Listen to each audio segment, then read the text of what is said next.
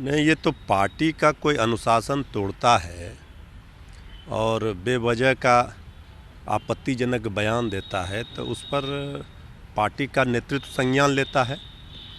और राष्ट्रीय जनता दल के राष्ट्रीय कार्यकारिणी में ये प्रस्ताव पारित हो गया था कि महागठबंधन पर कोई भी तरह का बयान राष्ट्रीय अध्यक्ष आदरणीय लालू प्रसाद जी या डिप्टी सीएम श्री तेजस्वी प्रसाद यादव जी ही देंगे। इसके बावजूद लगातार बेवजह का आपत्तिजनक बयान देकर पार्टी नेतृत्व को असहज कर रहे थे और महागठबंधन धर्म का भी अवहेलना किया जा रहा था। तो महागठबंधन आदरणीय लालू प्रसाद जी, आदरणीय नीतीश कुमार जी, श्री तेजस्वी यादव जी ने बनाई है बड़े उद्देश्य के लिए।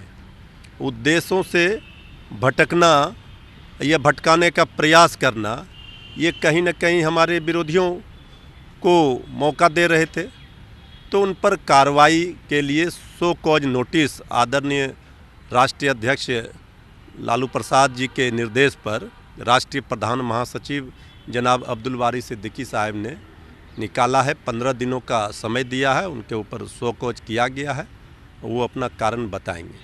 अच्छा, ये आप ही के पार्टी के मंत्री है सुरेंद्र यादव, जिस तरीके से उन्होंने बीजेपी को लेकर बयान दिया कि चुनाव आता है तो कभी वो कुछ और नहीं, देखिए उनका कहने का मतलब संदर्भ कुछ और रहा होगा। वो तो सब लोग जानते हैं, जग जाहिर है कि भावनात्मक मुद्दे को बीजेपी उठाती है। अब सब लोगों को पता है, इसी के संदर्भ में उन्होंने कहा होगा कि जिस तरह से असली मुद्दे को गौण करके बीजेपी भावनात्मक मुद्दे चुनाव में लाती है, कभी पाकिस्तान के नाम पर, कभी कश्मीर के नाम पर, कभी भगवान राम के नाम पर, कभी गंगा माता के नाम पर, गौ माता के नाम पर, रामचरितमानस पर, कभी हनुमान चालीसा पर, कभी अजान पर, कभी मंदिर मस्जिद पर, हिंदू मुस्लिम पर। इसी संदर्भ में उन्होंने कहा होगा कि असली मुद्दे की बात होगी, किसानों नौजवानों के हित की बात होगी, देश की जनता के हित की बात होगी, तो बीजेपी का सुफड़ा साफ है। अच्छे दिन का सपना दिखाया, लेकिन 9 वर्षों में तो अच्छे दिन आए नहीं। बीजेपी के अच्छे दिन आ गए, देश की जनता के अच्छे दिन नहीं आ पाए।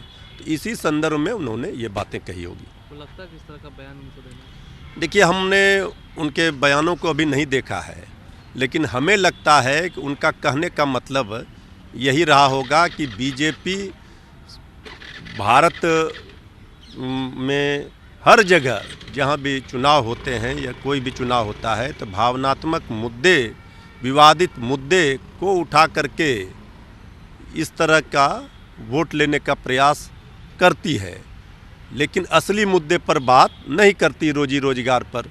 इसी संदर्भ में उन्होंने कहा होगा।